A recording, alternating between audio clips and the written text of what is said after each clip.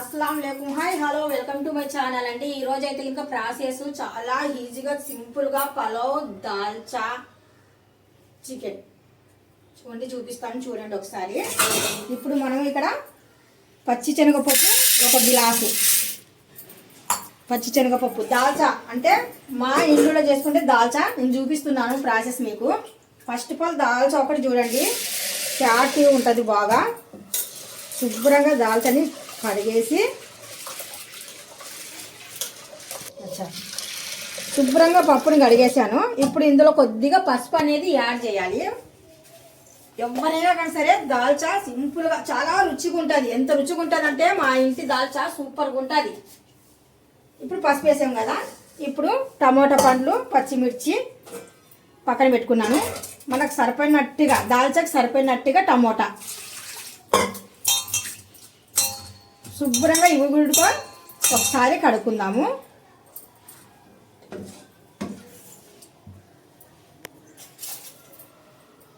ఇప్పుడు టమోటాలు శుభ్రంగా కడుక్కున్న టమోటాలని ముక్కలు ముక్కలు కిందికి చేసి కుక్కర్లో వేసేద్దాము।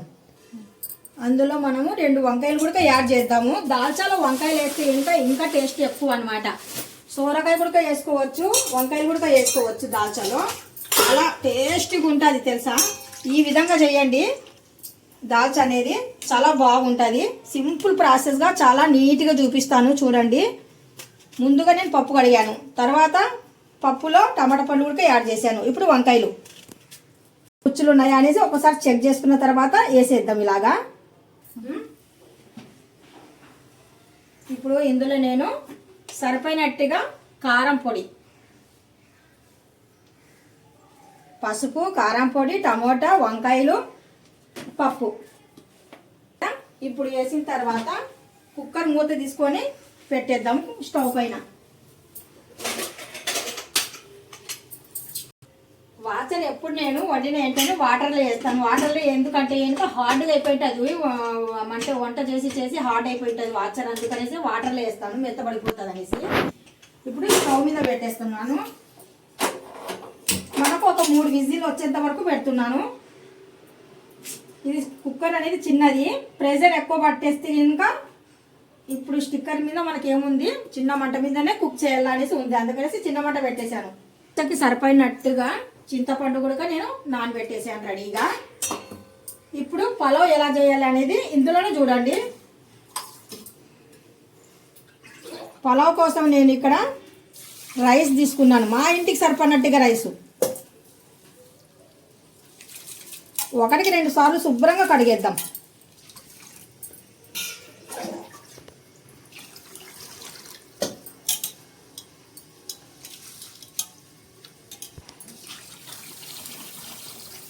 రైస్ కొద్దిగా నానితే బెటర్ అనమాట, అందుకనేసి నేను రైస్ కడిగేసి శుభ్రంగా వాటర్ వేసి వదిలేసాను। ఇప్పుడు బిర్యానీ కోసం ఇక్కడ నేను టమాటా పండు, కొద్దిగా మిర్చి, అంటే మనకు పలావ్ అంటే మిర్చి టమాటా కంపల్సరీ ఉండాల్సిందే।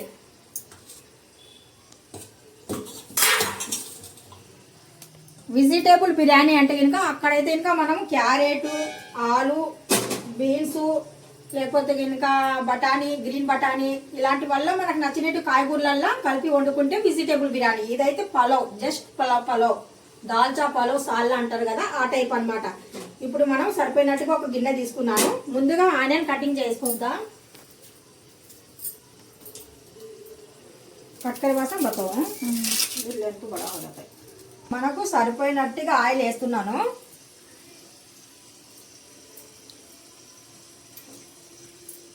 ఫ్రెష్ ఉన్న కొత్తిమీర శుభ్రంగా 2 సార్లు కడిగి పెట్టుకున్నాను। కొత్తిమీర అయితే ఇంకా కంపల్సరీ ఇది ఏం చేయాలంటే ఇంకా మనం గ్రైండ్ చేయాల్సిందే, అంటే మెత్తగా పేస్ట్ చేసుకోవాల్సిందే, చేస్తేనే మనకు పలావ్ అనేది బాగుంటుంది అనమాట। బిర్యానీకి అయితే ఇంకా కొత్తిమీర చిన్నగా కటింగ్ చేసి వేయాలి, దీనికైతే ఇంకా కంపల్సరీగా మనము కొద్దిగా పేస్ట్ చేసి వేస్తే కనుక ఆ కలరే వేరు వస్తుంది, పలావ్ కలరే వేరు ఉంటుంది అనమాట। అందుకనేసి ఇప్పుడు నేను గ్రైండ్ చేసేస్తాను ఇది। ఆలోపు మనకు ఆయిల్ వేసాం కదా గిన్నెలో, అది వేడైపోతుంది।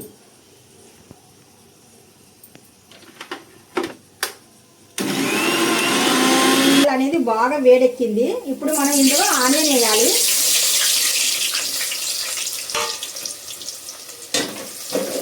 ఆనియన్ లైట్ బ్రౌన్ కలర్ వచ్చేంత వరకు మనం ఫ్రై చేయాలి. జస్ట్ కొత్తిమీర ఇప్పుడు నేను గ్రైండ్ చేశాను సపరేట్గా. అల్లం వెల్లుల్లి పేస్ట్ అయితే రెడీగా ఉంది నాకు. మనకి పలావ్కి అయితే ఇంకా లవంగాలు, దాల్చిన చెక్క, బిర్యానీ లీఫ్ కూడా మనము నచ్చితే వేయచ్చు, లేకపోతే లేదు. కాకపోతే ఇంకా ఫ్లేవర్ బాగుంటుంది. అందుకనేసి బిర్యానీ ఆకు కూడా ఒకటి తీసుకున్నాను. ఇందులోనే యాడ్ చేయొచ్చు ఇప్పుడే. జస్ట్ ఇప్పుడు కొద్దిగా కలిపేద్దాము. ఆనియన్ అనేటివి మొత్తం ఒకసారి మళ్ళీ కలిపామనుకోండి మాడకుండా. సైడ్లో ఉండేవి మాడిపోతే మధ్యన ఉండేవి పచ్చిగా ఉంటాయి. అందుకనేసి ఒకసారి మళ్ళీ ఇలా కలపాలి మనము. మనకు ఆనియన్ ఎర్రగా అయ్యేలోపు మనము టమాటా ముక్కలు కూడా కటింగ్ చేసుకొని రెడీగా పెట్టుకుందాము.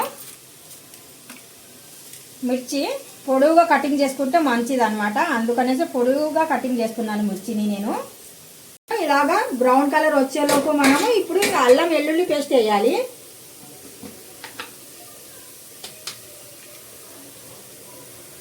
అల్లం వెల్లుల్లి పేస్ట్ సరిపోయినట్టుగా వేద్దాము.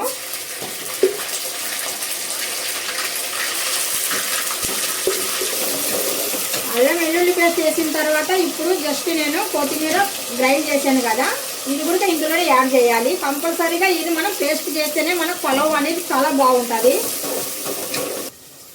కొద్దిగా పుదీనా కూడా యాడ్ చేయాలి పలావ్లోకి. అందుకనిసే పుదీనాను కూడా శుభ్రంగా ఒకసారి కడిగేద్దాము. పుదీనా మొత్తానికి ఇందులో వేద్దాము. కొద్దిగా పచ్చివాసన పోయేంత వరకు వేగిన తర్వాత వేద్దాం. ఇప్పుడు పచ్చివాసన పోయిన తర్వాత టమాటా పండ్లు, పచ్చిమిర్చి, పుదీనా వేద్దాం ఇందులో.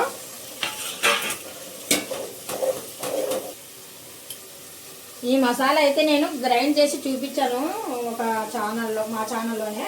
ఇది మొత్తానికి బిర్యానీ మసాలాలు, మొత్తానికి లవంగాలు, దాల్చిన చెక్క, ఇలాచి, అంటే రకరకాలు బోల్డ్ మిరియాలు ఇవన్నీ ఉన్నాయి అన్నమాట. పేర్లు అయితే మరి అంత పర్ఫెక్ట్గా చెప్పాలంటే ఇంకా చెప్పలేను, చూస్తేనే తెలుస్తుంది.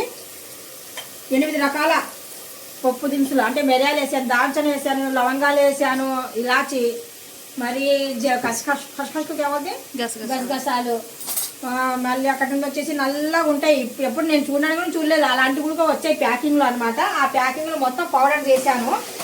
ఇలాగ వేసామనుకోండి మంచి అసలు పొలం అదిరిపోతుంది అనమాట. కొద్దిగా గరం మసాలా యాడ్ చేశాను.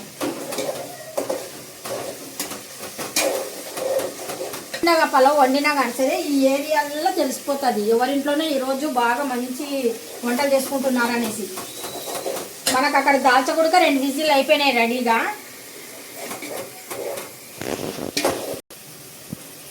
మంచి స్వచ్ఛమైన నెయ్యి అండి, పల్లెటూరు నుండి మరి ప్రత్యేకంగా తెచ్చిన నెయ్యి ఇది, మా పాప తెచ్చింది. ఇది కూడా ఇందులో యాడ్ చేస్తున్నాను. ఇప్పుడు కొద్దిగా నేను పలావ్ బగారా అనేది కొద్దిగా తీస్తున్నాను సైడ్కి అనేది. ఎందుకంటున్నారా, ఈ బగారా అనేది దాల్చలో యాడ్ చేసామనుకోండి దాల్చ మరీ టేస్టీగా ఉంటుంది. అందుకనేసి కొద్దిగా తీసాను పక్కకి. ఇప్పుడు మనకు బగారా అనేది చూడండి ఒకసారి పర్ఫెక్ట్గా ఇలాగ వచ్చేయాలా. పలావ్ బగారా ఇలా వచ్చింది అనుకోండి టేస్టీగా ఉంటుంది రైస్, అసలు చాలా బాగుంటుంది. దాల్చా పలావ్ అంటే ఇంకా చాలా ఫేమస్. ఇప్పుడు మనకు సరిపోయినట్టుగా కొలత మీద వాటర్ తీసుకోవాలా. నా దగ్గర కొలత ఉంది కాబట్టి నేను కొలతతో వేసుకుంటున్నాను. నేను 1.5 వేసాను. ఈ డబ్బాతో 1.5 వేసాను అనమాట. ఇది 1/2 కిలో డబ్బా అనమాట. 1/2 కిలో వాటర్ కూడా 1.5, కొద్దిగా ఎక్కువ వేస్తాను అనమాట. 1.5 అని చెప్పాను కదా, 1.5 మీదికి కొద్దిగా ఎక్కువ తీసుకున్నాను. చిన్న ఒక రవ్వ తీసుకున్నాను అనమాట. ఎందుకంటే మనం రైస్ అనేది దమ్ చేస్తాం కదా, అందుకనేసి ఆ రైస్ అనేది మరీ గింజ లేకుండా మరి మెత్తగా అవ్వకుండా పర్ఫెక్ట్గా వస్తుంది నా అంచనా ప్రకారంగా. అందుకనేసి 1.5 రైస్కి నేను 1.5 కొద్దిగా ఎక్కువ వాటర్ తీసుకున్నాను.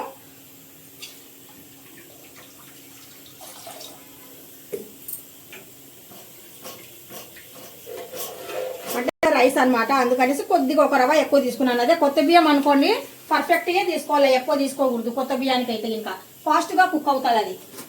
ఇప్పుడు మనము సరిపోయినట్టుగా అందులో సాల్ట్ యాడ్ చేయాలా, లేదంటే కల్లుప్పు ఉంటే కల్లుప్పు. నేను ఎక్కువగా బిర్యానీ అయినా కానీ సరే పలావ్ అయినా కానీ సరే కల్లుప్పే వాడతాను. అందుకనేసి ఇందులో నేను కల్లుప్పే వేస్తున్నాను సరిపోయినట్టుగా. అనేది బాగా బాయిల్ అవ్వాలంటే మనం ఖచ్చితంగా ప్లేట్ వేయాల్సిందే. ఇప్పుడు ప్లేట్ మూసేద్దాము. ఇప్పుడు మన కుక్కర్ అయితే ఇంకా 4 విజిల్స్ వచ్చేసాయి, అందుకనేసి నేను కుక్కర్ అనేది పక్కన పెట్టేస్తున్నాను. కొద్దిగా విజిల్ అనేది వేడి తగ్గిన తర్వాత, ఆవిరి పోయిన తర్వాత మనం కుక్కర్ మూత అనేది తీద్దాము. అంత అర్జెంట్ అయితే ఏం లేదు కదా, పట్టు మనం తీసామనుకోని పేలిపోయి మొహం పేలిపోతుంది. అందుకనేసి ఎవరైనా చదువుకునే పిల్లలైనా కానీ సరే, కొత్తగా మ్యారేజ్ అయిన వాళ్ళైనా కూడా కొద్దిగా గాబరాగా పట్టి తీస్తే ఇంకా ఆవిరి ఉంటుంది కదా, వచ్చేసి పేలిపోయే ప్రమాదం ఉంటుంది. లేదంటే ఇంకా ఈ విజిల్ ఎత్తితే ఇంకా ఇందులో ఆవిరి అనేది బయటకు వచ్చేస్తుంది. సరేనా? ఇలాగ అన్నాం అనుకోండి, ఆవిరి ఉండొద్దు. ఆవిరి లేకపోతే మనం అప్పుడు మూత తీయాలి.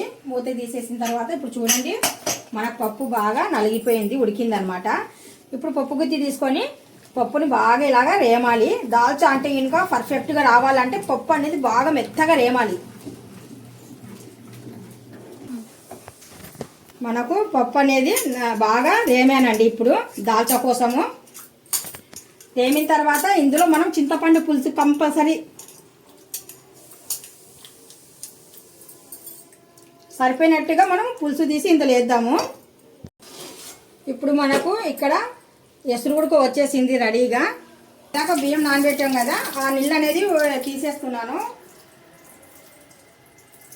మాత్రం రైస్ నేను చేత్తోనే వేస్తున్నాను. వాటర్ కొద్దిగా అడుగున ఉంటుంది కదా, మరి రైస్ అనేది మెత్తగా అయిపోతుంది ఏమో, నేను సరిపోయినట్టుగా వాటర్ వేసాను రెడీగా అనేసి. రైస్ వేసిన తర్వాత ఒక్కసారి బాగా కలుపుదాం ఇలాగా. అన్నం అనేది కొద్దిగా వాటర్ అనేది మళ్ళీ బాయిల్ అయినట్టుగా అవుతే అప్పుడు మనము మంట అనేది తగ్గించేద్దాము. ఇప్పుడు మనము ఇక్కడ దాల్చా దగ్గరకు వచ్చేసాం. ఇప్పుడు దాల్చాలో మనం పులుసు అనేది ఎంత ఉంటుందో అంటే మనకు పప్పుకు సరిపోయినట్టుగా పులుసు వేసాము ఇందులో, చింతపండు పులుసు. ఇప్పుడు మనము దాల్చా సరిపోయినట్టుగా ఉండాలా, మరి అంత అంటే అంత మందం వద్దు, అంత పల్చన వద్దు, చూసుకొని మనం వాటర్ వేద్దాము. మనకు దాల్చాకు సరిపోయినట్టుగా మనం ఉప్పు అనేది వేస్తున్నాము.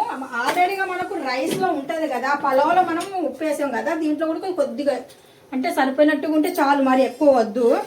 కొద్ది తక్కువ ఉన్నా పర్వాలేదు, అంటే మనం పలావ్లో కూడా సాల్ట్ ఉంటుంది కాబట్టి. ఇలాగా ఈ మాదిరిగా నాకు ఈ మాదిరిగా ఉంటే సరిపోతుంది దాల్చా. మరి బాయిల్ అవుతుంది కదా, మళ్ళీ ఇప్పుడు స్టవ్ మీద పెట్టేసి బాగా ఉడికించాలి. అందుకనేసి ఈ మాత్రం ఉంటే ఇంకా కొద్దిగా చిక్కదనం అనేది వస్తుంది. ఇందులో మనము ఇప్పుడు మనం పలావ్ చేసాం కదా, ఆ పలావ్కి తీసిన బగారా, ఈ బగారా తీసుకొని మనం ఇందులో యాడ్ చేద్దాం. సపరేట్గా అయితే బగారా చేయడం లేదు నేను, ఇది వేస్తే ఇంకా ఎక్కువ టేస్టీగా ఉంటుంది. అందుకనేసి ఈ బగారా ఇందులో యాడ్ చేస్తున్నాను. మనం బగారా వేసిన తర్వాత కొద్దిగా దీంట్లోకి కొత్తిమీర కూడా యాడ్ చేద్దాము. తడుపుకొని ఇలాగా ఒకసారి మళ్ళీ బాగా కలపాలి. ఇలాగా మనం బగారా వేసాము, పైనుండి వచ్చేసి కొత్తిమీర కూడా యాడ్ చేసాము కదా, అందుకనేసి ఒక్కసారి బాగా ఇలా కలిపేసి మనం బాగా మరిగించాలన్నమాట. బాగా మరగాలి.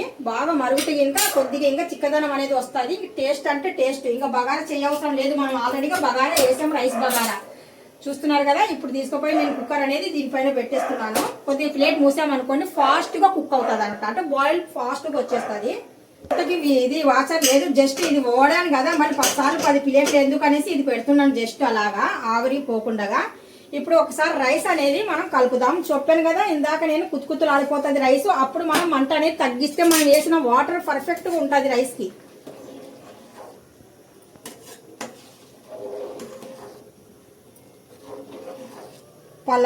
పలావ్ అంటే ఈ కలర్లో ఇలా ఉండాలన్నమాట. కొత్తిమీర అనేది మనం పేస్ట్ చేసి కంపల్సరీ యాడ్ చేస్తేనే పలావ్ అదిరిద్ది. ఇప్పుడు మనకు రైస్ ఈ మాదిరిగా ఉంది కదా, సగం ఉడికి సగం ఉడకలేదు. ఆ టైంలో నేను నిమ్మరసం అనేది కంపల్సరీగా పలావ్లో యాడ్ చేస్తాను. ఇప్పుడు మనం మంట అనేది హై లేకుండా కొద్దిగా చూసుకొని తగ్గించుకోవాలి. ఇలా చూసినప్పుడు మనకు రైస్ ఎంతసేపు అయితే ఇంకా ఉడుకుతుంది అన్నట్టుగా మనకు అనిపిస్తుంది కదా. కొద్దిగా వాటర్ ఎక్కువ ఉండి ఇంకా రైస్ ఉడకలేదు అనుకుంటే ఇంకా మంట తగ్గించాలా. వాటర్ తక్కువ ఉండి రైస్ ఇంకా ఉడకలేకపోతే మంట తగ్గించాలా. వాటర్ అనేది సరిపడినట్టుగా ఉంటే ఇంకా అప్పుడు మనం మంట తగ్గించేసి పెట్టాలి.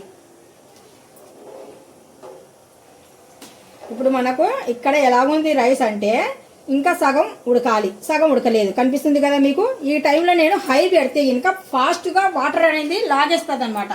ఆ రైస్ అనేది అలాగే గింజలాగా ఉంటుంది. అలా కాకుండా మనం ఏం చేయాలా, ఈ వాటర్కి ఈ రైస్కి కుక్ అవ్వాలా, బాగా పర్ఫెక్ట్గా రావాలంటే మంట అనేది బాగా తగ్గించేసి అలాగ వదిలేస్తే ఇంకా కలపవసరం లేదు. ఇంకా మనకు పలావ్ రెడీ. ఇంకా ఏం కలపవసరం లేదు. ఇలాగ వదిలేసామనుకోండి ఆ వాటర్ అనేది అయిపోయే లోపు మనకు రైస్ కూడా బాగా ఉడికేసి మనకు పలావ్ అనేది రెడీగా ఉంటుంది. చూస్తున్నారు కదా ఎంత పర్ఫెక్ట్గా, ఎంత చక్కగా, ఎంత బాగుందో. అస్సలు చేస్తుంటేనే మనకు అస్సలు గుమగుమలు ఆడిపోతుంది పలావ్.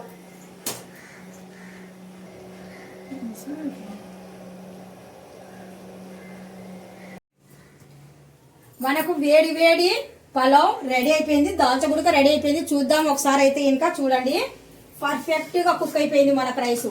చూడండి ఆవిరి అనేది అలా పట్టాలి.